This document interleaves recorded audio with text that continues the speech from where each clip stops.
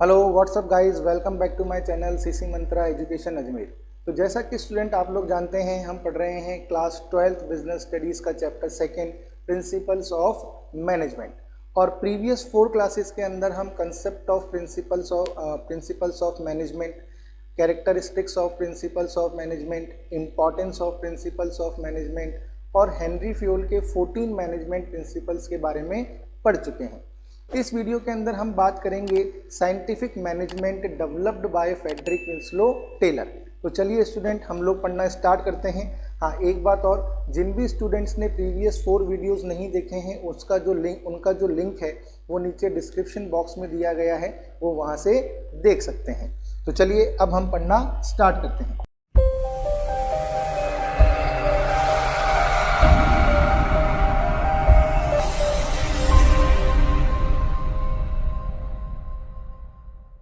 सबसे पहले स्टूडेंट्स हम लोग बात करेंगे फ्रेडरिक विंस्लो टेलर के बैकग्राउंड और हिस्ट्री के बारे में कि फ्रेडरिक विंस्लो टेलर थे कौन, इन्होंने साइंस की किस फील्ड के अंदर इंजीनियरिंग करी, यानी कि इंजीनियरिंग की किस फील्ड के अंदर इन्होंने इंजीनियरिंग करी, इन्होंने कौन सी कंपनी में वर्क किया और इनका मैनेजमेंट के अंदर क्या कॉन्ट्रीब्यूशन है। यदि हम लोग बात करें तो फ्रेडरिक विंस्लो टेलर जो थे ये एक अमेरिकन मैकेनिकल इंजीनियर थे। कौन थे? American mechanical engineer. इनका जो जन्म है वो 20 मार्च 1856 को हुआ और इनकी जो डेथ है वो 21 मार्च 1915 को हुई।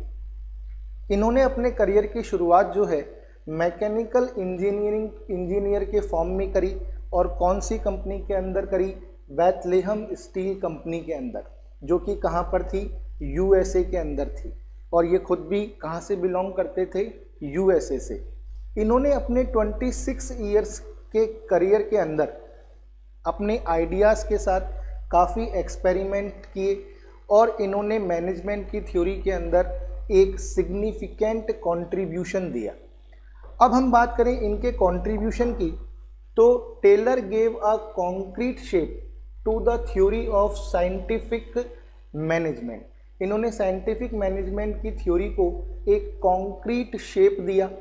He was the first one to emphasize the importance of scientific approach managing and enterprises instead of hit and trial method.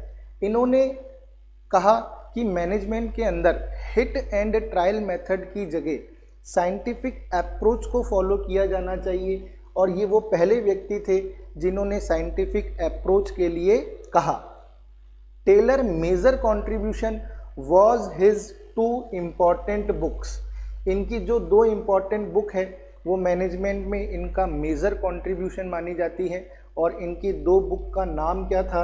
एक बुक का नाम था शॉप मैनेजमेंट, एक बुक का नाम क्या था? शॉप मैनेजमेंट, और दूसरी बुक का नाम क्या था? Principles of scientific management, which were published in 1903 and 1911। तो इनकी फर्स्ट बुक का नाम क्या था? शॉप मैनेजमेंट, और दूसरी बुक का नाम क्या था? प्रिंसिपल्स ऑफ साइंटिफिक मैनेजमेंट, जो कब पब्लिश हुई? जो फर्स्ट बुक है शॉप मैनेजमेंट वो 1903 में पब्लिश हुई और जो सेकंड बुक है प्रिंसिपल्स ऑफ साइंटिफिक मैनेजमेंट वो 1911 में पब्लिश हुई। He was also give a differential piece wage system. इनका एक मेजर कंट्रीब्यूशन इनका डिफरेंशियल पीस वेज सिस्टम भी है। For his contribution he is well known as the father of scientific management. तो ध्यान रखिएगा, साइंटिफिक मैनेजमेंट का फादर किसे कहा जाता है? फ्रेडरिक विंस्लो टेलर को कहा जाता है और ये क्वेश्चन एग्जाम में पूछ भी लिया जाता है। तो हमें इनकी 2 बुकों के नाम याद रखने हैं। फर्स्ट बुक का नाम क्या था? Shop management. सेकंड बुक का नाम क्या था? Principles of scientific management.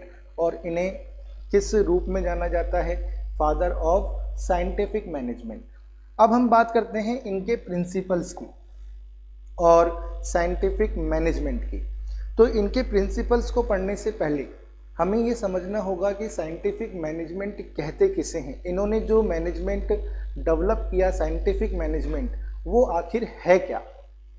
Scientific management can be defined as application of science for each and every element of management. देखिए यहाँ पर क्या कहा जा रहा है कि साइंटिफिक मैनेजमेंट का मतलब है मैनेजमेंट के हर एलिमेंट में किसको अप्लाई करना, साइंस को अप्लाई करना ही साइंटिफिक मैनेजमेंट कहलाता है। मैनेजमेंट के हर एलिमेंट में साइंस को अप्लाई करना ही क्या कहलाता है, साइंटिफिक मैनेजमेंट कहलाता है। In general language it means apply scientific tools, methods and trained personnel in order to increase the output। यानी कि साइंटिफिक टूल्स को, साइंटिफिक मेथड्स को, ट्रेंड पर्सनल्स को अप्लाई करना ही क्या कहलाता है, साइंटिफिक मैनेजमेंट कहलाता है। सामान्य शब्दों में ये क्या कहना चाहते हैं, scientific management insist on replacement of rule of thumb by science. यहाँ पर देखिए, यहाँ तक की बात यदि हम पढ़ें तो साइंटिफिक मैनेजमेंट क्या इंसिस्ट करता है, वो रूल ऑफ थंब को रिप्लेस करने की बात करता है साइंस के through. That means decision in the organisation should not be taken on the basis of wills and wishes of manager. ये कहना, इसका मतलब क्या है कि ऑर्गेनाइजेशन में जो भी डिसीजन लिए जाते हैं वो मैनेजर की विल और विशेष के बेसिस पर नहीं होने चाहिए। Decision must be based on scientific studies conducted by using scientific tool, और जो भी डिसीजन लिए जाएं वो साइंटिफिक स्टडी के बेस पर होने चाहिए। यानी कि साइंटिफिक मैनेजमेंट का मतलब क्या है, मैनेजमेंट की हर एलिमेंट के अंदर साइंस को अप्लाई करना, रूल ऑफ थंब को रिप्लेस करना। जो भी डिसीजन आप ऑर्गेनाइजेशन में ले रहे हो वो साइंटिफिक अप्रोच पर बेस्ड होने चाहिए, ना कि हिट एंड ट्रायल मेथड पर बेस होने चाहिए। ये इनके कहने की मेन बात है।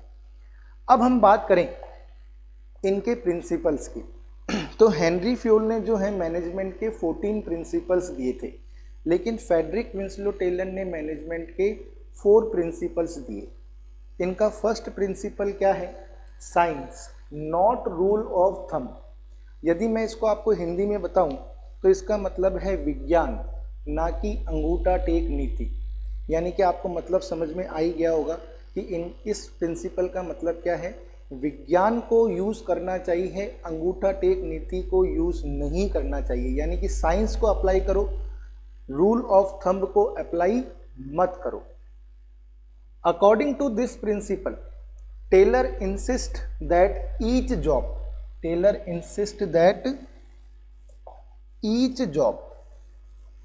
ध्यान से देखिएगा इसको, इस लैंग्वेज को, Taylor insists that each job performed in the organization should be based on scientific inquiry। यानी कि ऑर्गेनाइजेशन के अंदर परफॉर्म की जाने वाली हर जॉब किस पर बेस होनी चाहिए, साइंटिफिक इंक्वायरी पर बेस्ड होनी चाहिए, and not on intuitions, experience and hit and miss method. और वो intuitions, experience, hit and miss method पर बेस्ड नहीं होनी चाहिए। यानी कि ऑर्गेनाइजेशन में जो भी जॉब परफॉर्म की जाए वो साइंटिफिक इंक्वायरी के बेस पर ही परफॉर्म की जाए, ना कि आपकी इंट्यूशन के बेस पर, विशेस के बेसिस पर और एक्सपीरियंस के बेसिस पर, हिट एंड मिस मेथड के बेसिस पर, उस पर नहीं होनी चाहिए, साइंटिफिक इंक्वायरी पर बेस्ड होनी चाहिए। He says that there must be thinking before doing, which is not case of rule of thumb. जो भी काम आप करने जा रहे हो उसके बारे में पहले से थिंकिंग करनी चाहिए, जो कि रूल ऑफ थंब में नहीं की जाती। तो ये कह रहे हैं कि आपको क्या करना है, कैसे करना है, कितना करना है, कौन करेगा, ये सब पहले से ही क्या करना चाहिए, डिसाइड करना चाहिए। ऐसे नहीं कि आप हिट एंड मिस मेथड के ऊपर काम कर रहे हो, इससे ऑर्गेनाइजेशन को नुकसान होगा। भाई पहले से थिंकिंग करके अप्लाई करना ही तो साइंस है। इसीलिए जो फेडरिक विंस्लो टेलर हैं वो कहते हैं कि ऑर्गेनाइजेशन की हर जॉब साइंटिफिक इंक्वायरी पर बेस्ड होनी चाहिए, उसके बारे में पहले से ही थिंकिंग करनी चाहिए। Taylor insisted on introduction of scientific inquiry into the domain of management practice, यानी कि ये कहते हैं कि मैनेजमेंट का जो भी एरिया है उसके अंदर साइंटिफिक इंक्वायरी को क्या करना चाहिए, इंट्रोड्यूस करना चाहिए। Taylor believed that there is only one best method to maximise efficiency. This method can be developed through work study and analysis. Taylor ऐसा मानते हैं कि हर काम को करने का एक बेस्ट मेथड होता है और इस बेस्ट मेथड को आप वर्क स्टडी और एनालिसिस के थ्रू क्या कर सकते हो, डेवलप कर सकते हो। यानी कि इस प्रिंसिपल के अंदर टेलर का जो मेन फोकस है वो क्या है, वो कहते हैं कि आप जो भी जॉब ऑर्गेनाइजेशन में परफॉर्म करने जा रहे हो वो साइंटिफिक इंक्वायरी पर बेस्ड होनी चाहिए, experience, hit and miss method और आपकी इंट्यूशन पर बेस्ड नहीं होनी चाहिए। मैनेजमेंट प्रैक्टिसेस के अंदर साइंटिफिक इंक्वायरी को इंट्रोड्यूस करना चाहिए और साथ ही साथ हर काम को करने का एक बेस्ट मेथड होता है और उसको वर्क स्टडी और एनालिसिस के थ्रू डेवलप करना चाहिए। तो ये कहना किसका है, फेडरिक विंस्लो टेलर का है। फेडरिक विंस्लो टेलर का जो सेकंड प्रिंसिपल है वो है हार्मनी नॉट डिस्कॉर्ड, यानी कि वो कहते हैं कि जो भी इन्वायरमेंट ऑर्गेनाइजेशन के अंदर हो वो फ्रेंडली इन्वायरमेंट होना चाहिए। यानी कि according to this principle those who work together in an organisation must work in harmony that is within mutual give and take and proper understanding. यानी कि जो भी पीपल ऑर्गेनाइजेशन में वर्क कर रहे हैं उनके बीच में हार्मनी होनी चाहिए, प्रॉपर अंडरस्टैंडिंग होनी चाहिए। यदि वो कहते हैं जनरली यदि देखा जाए, generally in every organisation there are two groups. एक ऑर्गेनाइजेशन के अंदर अगर हम सामान्यतः देखते हैं तो दो ग्रुप होते हैं। फर्स्ट ग्रुप कौन सा होता है, वर्कर्स का ग्रुप होता है और सेकंड ग्रुप होता है मैनेजमेंट का group. And both the group work as rivals of each other, और ये दोनों ग्रुप जो हैं एक दूसरे के विरोधी होकर कार्य करते हैं। तो फेडरिक विंस्लो टेलर का मानना है कि इन दोनों ग्रुप्स को एक दूसरे का विरोधी नहीं होना चाहिए। In this principle Taylor insist that there is need for both the group to change their attitudes for each other. He insist on mental revolution, यानी कि इन्होंने कहा कि हमें मेंटल रिवॉल्यूशन लाना चाहिए, which means complete change of attitude and outlook for each other. यानी कि इन दोनों ग्रुप्स को ही मेंटल रिवॉल्यूशन लाकर एक दूसरे के प्रति जो इनका दृष्टिकोण है, जो इनका देखने का नज़रिया है और एक दूसरे के प्रति इनका जो भी एटीट्यूड है उसको चेंज करना चाहिए। और किस तरीके से चेंज करना चाहिए कि ये दोनों ग्रुप साथ में मिलकर एक कॉमन गोल के लिए वर्क करें। यदि ये दोनों ग्रुप एक दूसरे के राइवल रहेंगे तो कभी भी ऑर्गेनाइजेशनल गोल को अचीव नहीं किया जा सकता। Management should share the games of the company with workers. At the same time workers must contribute their best level.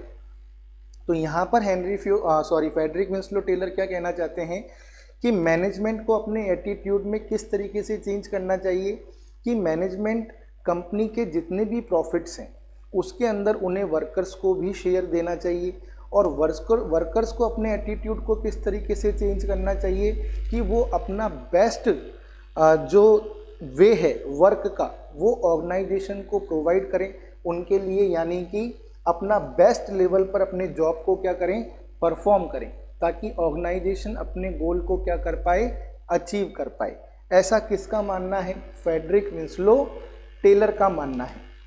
तो ये दो प्रिंसिपल्स आपको समझ में आए होंगे। फर्स्ट प्रिंसिपल क्या था कि science not rule of thumb, और सेकंड प्रिंसिपल क्या था, harmony not Discord. First principle में फेडरिक विंस्लो टेलर ने क्या कहा कि मैनेजमेंट की हर जॉब में साइंटिफिक अप्रोच को फॉलो करो। और सेकंड प्रिंसिपल के अंदर फेडरिक विंस्लो टेलर ने क्या कहा कि मैनेजमेंट ग्रुप और वर्कर्स ग्रुप दोनों को साथ में मिलकर काम करना चाहिए। इन दोनों को एक दूसरे के प्रति अपने एटीट्यूड को चेंज करना चाहिए और अपने देखने के नज़रिए को भी चेंज करना चाहिए। इनको साथ में मिलकर काम करना चाहिए ताकि ये ऑर्गेनाइजेशन के गोल को क्या कर सकें, अचीव कर सकें। अब हम बात करते हैं इनके थर्ड प्रिंसिपल के बारे में। फेडरिक विंस्लो टेलर का जो थर्ड प्रिंसिपल है वो क्या है? Cooperation not individualism. This principle is the extension of the harmony not discord. यानी कि अगर देखें तो ये जो प्रिंसिपल है ये सेकंड प्रिंसिपल का ही एक्सटेंशन है, यानी कि विस्तार है। According to this principle work must be carried on in cooperation with each other with mutual confidence and understanding for each other. Workers and manager must work in cooperation, यानी कि इनको corporation के साथ काम करना चाहिए, एक दूसरे के प्रति अंडरस्टैंडिंग रखनी चाहिए। The management must take workers in confidence before setting up the standard task for them, because when standards और targets are set up in consultation of workers then they will try their best to achieve it। ये कहना चाह रहे हैं कि management को किसी भी टास्क के स्टैंडर्ड को सेट करने से पहले वर्कर्स को कॉन्फिडेंस में लेना चाहिए, उन्हें उनसे पूछकर ही स्टैंडर्ड्स को सेट करना चाहिए। यदि मैनेजमेंट ऐसा करता है तो वर्कर्स उसे अपने बेस्ट लेवल पर अचीव करने की क्या करते हैं, कोशिश करते हैं। To have cooperation management should welcome good suggestions of employ and they should be rewarded for their suggestions. यानी कि मैनेजमेंट को वर्कर्स के सजेशन को क्या करना चाहिए, वेलकम करना चाहिए, और कोई सजेशंस यदि अच्छा है तो उसके लिए उन्हें रिवॉर्ड भी देना चाहिए।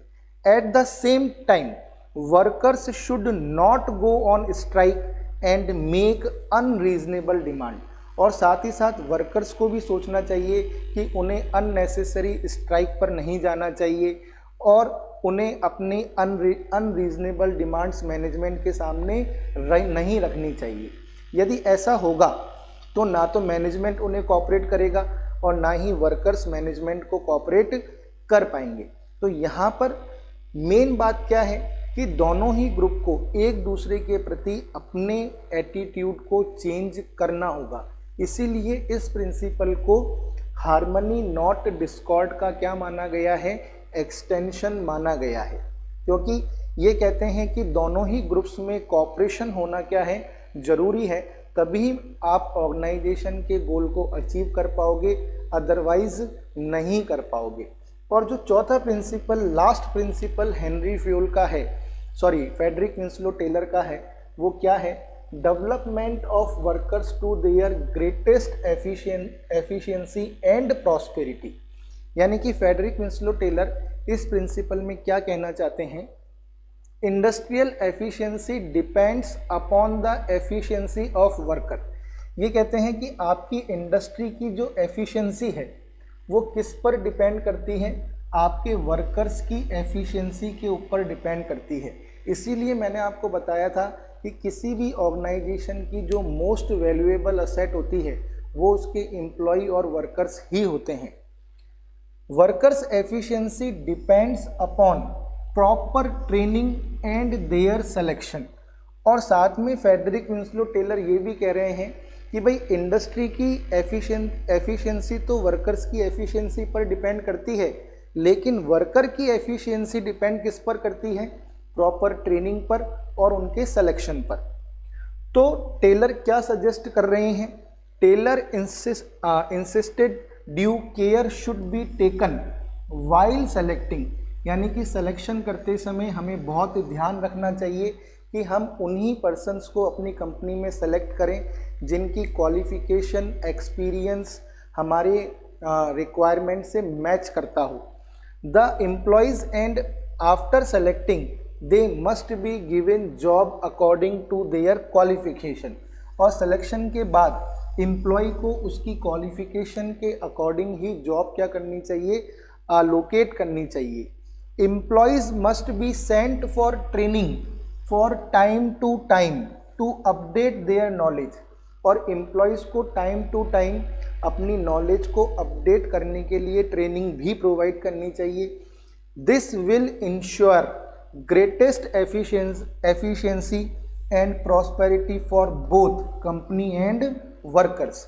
और ये जो है, यदि आप ऐसा करते हो, आप प्रॉपर सिलेक्शन करते हो, अपने वर्कर्स और एम्प्लॉयज़ को उनकी क्वालिफिकेशन के अकॉर्डिंग जॉब अलोकेट करते हो, उनको time to time proper training provide करते हो और उनकी नॉलेज को अपडेट करते हो, तो इसका जो बेनिफिट है दोनों को मिलेगा, वर्कर को भी मिलेगा और ऑर्गेनाइजेशन को भी मिलेगा। ये उनकी वर्कर की भी एफिशिएंसी को बढ़ाएगा, ऑर्गेनाइजेशन की भी एफिशिएंसी को बढ़ाएगा और साथ ही साथ दोनों के लिए प्रॉस्पेरिटी लेकर आएगा। तो ऐसा करना ज़रूरी है। आपको अपने सिलेक्शन प्रोसेस को अच्छा करना होगा और अपने वर्कर्स को प्रॉपर ट्रेनिंग प्रोवाइड करानी होगी और उसको उसकी क्वालिफिकेशन के अकॉर्डिंग ही जॉब असाइन करनी होगी। तभी आप अपने ऑर्गेनाइजेशनल गोल को क्या कर पाओगे, अचीव कर पाओगे। तो यहाँ पर बच्चों हमने फ्रेडरिक विंसलो टेलर के चारों प्रिंसिपल्स को पढ़ लिया। अब हम नेक्स्ट क्लास के अंदर फ्रेडरिक विंसलो टेलर की साइंटिफिक टेक्निक्स के बारे में पढ़ेंगे और मैं आशा करता हूँ कि आपको मेरी क्लासेस पसंद आ रही होगी। यदि आपको मेरी क्लासेस पसंद आ रही है तो प्लीज़ मेरे चैनल को आप सब्सक्राइब करिए, लाइक करिए, शेयर करिए और कमेंट करना बिल्कुल भी मत भूलिए। अब हम मिलेंगे नेक्स्ट क्लास में। Thank you very much.